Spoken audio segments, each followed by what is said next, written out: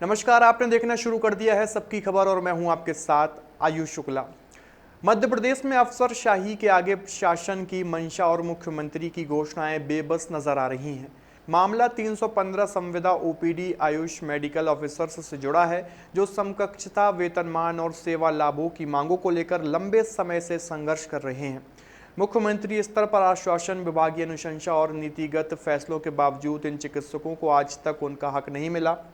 अब इसे सिर्फ वेतन का नहीं बल्कि न्याय और सम्मान का मुद्दा बताया जा रहा है। प्रदेश में कार्यरत 315 संविदा ओपीडी आयुष मेडिकल ऑफिसर्स का आरोप है कि अफसरशाही की अड़चन के चलते उन्हें वर्षों से समकक्षता का लाभ नहीं दिया जा रहा है। 22 जुलाई 2023 को आयोजित संविदा महापंचायत में तत्कालीन मुख्यमंत्री शिवराज सिंह चौहान ने संविदा नीति लागू करने की घोषणा तो की थी, वहीं 30 जनवरी 2026 को मुख्यमंत्री डॉक्टर मोहन यादव ने भी सकारात्मक आश्वासन दिया, लेकिन इन घोषणाओं के बावजूद जमीनी स्तर पर कोई ठोस लाभ इन चिकित्सकों को तक नहीं पहुंच पा रहा है। चिकित्सकों का कहना है कि सामान्य प्रशासन विभाग ने संविदा कर्मचारियों को नियमित वेतनमान के न्यूनतम 100% भुगतान का प्रावधान किया, लेकिन संविदा ओपीडी आयुष चिकित्सकों को इस दायरे से बाहर रखा गया। जबकि ये चिकित्सक करीब 18 वर्षों से सेवा दे रहे हैं और मेडिकल ऑफिसर पद पर नियुक्त हैं। बावजूद इसके वेतन और दर्जे में उन्हें समकक्ष लाभ नहीं मिल पा रहा है। मामले का विवाद समकक्षता निर्धारण समिति के फैसले को लेकर भी है।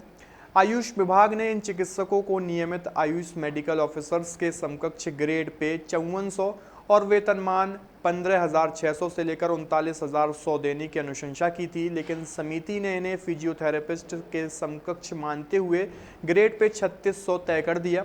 चिकित्सकों का आरोप है कि उनकी 5 साल की पढ़ाई और इंटर्नशिप को नज़रअंदाज कर दिया गया, जो तथ्यात्मक रूप से गलत और अन्यायपूर्ण है।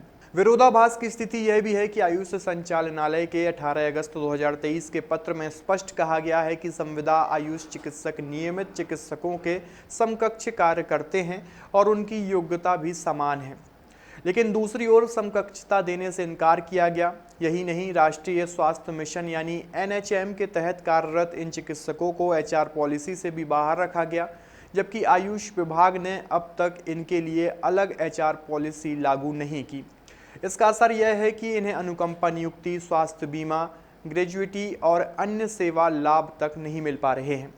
संविदा आयुष चिकित्सकों का कहना है कि वे सिर्फ ओपीडी तक सीमित नहीं हैं, बल्कि मरीजों के उपचार से लेकर प्रसव कार्य, गर्भवती महिलाओं की जांच, टीबी, एनीमिया जैसी राष्ट्रीय स्वास्थ्य कार्यक्रमों, सेक्टर मॉनिटरिंग और कई सरकारी स्वास्थ्य योजनाओं में सक्रिय भूमिका निभा रहे हैं।